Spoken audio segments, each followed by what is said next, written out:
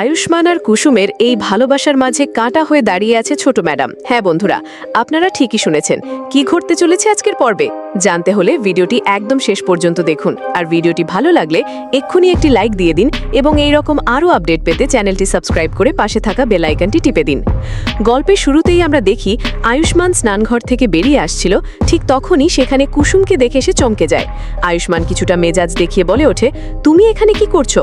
আর আমার শাওয়ারটারই বা কি হলো? ওটা ওভাবে চলছে কেন? কুসুম তখন নিজের রাগ সামলাতে না পেরে বলে, সব গন্ডগোলের মূল হচ্ছেন আপনি। স্নান করার পর শাওয়ারটা যদি ঠিক মতো বন্ধ করতেন তবে আজ এই অবস্থা হতো না। আপনি আসলে কোন দুনিয়ায় থাকেন আমি জানি না। আয়ুষ্মান অবাক হয়ে বলে, আমি আবার কি করলাম? আমি তো বন্ধ করেছিলাম। আচ্ছা বলো তো, শাওয়ার বন্ধ করতে কে ভুলে যায়? কুসুম তক্ষুনি উত্তর দেয়, আপনার মতো ভুলোমনা মানুষেরাই ভুলে যায়। কুসুম অভিমান করে সেখান থেকে চলে যেতে চায়, কিন্তু মেঝেতে জল থাকায় সে পা পিছলে পড়ে যেতে নেয়। ঠিক সেই মুহূর্তে দেবদূতের মতো আয়ুষ্মান তাকে দুই হাতে আগলে ধরে। কুসুমের পড়ে যাওয়া আটকালো ঠিকই, কিন্তু তাদের হৃৎস্পন্দন যেন বেড়ে গেল কয়েক গুণ। আয়ুষ্মানের মুখে তখন এক অদ্ভুত মৃদু হাসি। সে অপলক দৃষ্টিতে কুসুমের দিকে তাকিয়ে থাকে, আর কুসুম সেও যেন আয়ুষ্মানের চোখের মায়ায় হারিয়ে গেছে।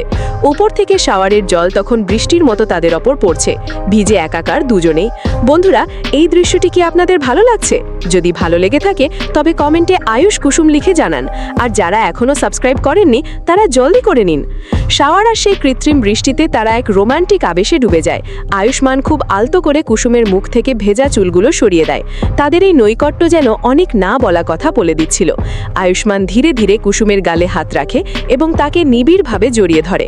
কুসুমও যেন আজ সব বাধা ভুলে আয়ুষ্মানের বাহুর আশ্রয়ে নিজেকে সঁপে দেয়। দুজনের দূরত্ব কমে আসছিল, ঠোঁটে ছিল না বলা প্রেমের ভাষা। হঠাৎ করেই যেন জাদুর মতো শাওয়ারটা বন্ধ হয়ে যায়, আর তখনই তারা বাস্তবে ফিরে আসে। লজ্জা আর সংকোচ তাদের ঘিরে ধরে।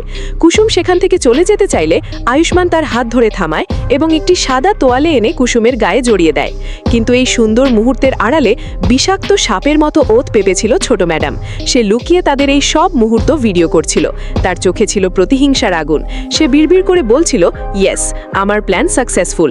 আমাকে অপমান করার ফল এবার কুসুম সরকারকে হাড়ে হাড়ে টের পাইয়ে দেব। এই ভিডিওটা দিয়েই তোকে বাড়ি থেকে বের করব। কিন্তু প্রবাদ আছে না, মানুষ ভাবে এক আর হয় আর এক। ছোট ম্যাডাম খুশিতে সেখান থেকে চলে যেতে গিয়ে হোঁচটকিয়ে পড়ে যায় এবং তার হাত থেকে ফোনটা ছিটকে মেঝেতে পড়ে যায়। সে যখন ঘরে গিয়ে ফোনটা অন করে তখন দেখে ফোনের ডিসপ্লে পুরোপুরি নষ্ট হয়ে গেছে এবং কোনো ভিডিও বা ছবি সেভ হয়নি। রাগে ক্ষোভে সে ফেটে পড়ে এবং চিৎকার করে বলে, না, এভাবে আমার প্ল্যান নষ্ট হতে পারে না। আমি এর চেয়েও মারাত্মক কিছু একটা করব। তো বন্ধুরা, ছোট ম্যাডাম কি পারবে কুসুম আর আয়ুষ্মানের ক্ষতি করতে, নাকি তাদের এই নতুন শুরু হওয়া প্রেম জয়ী হবে? আপনাদের কি মনে হয়? অবশ্যই কমেন্ট করে জানান। আজকের ভিডিওটি এই পর্যন্তই।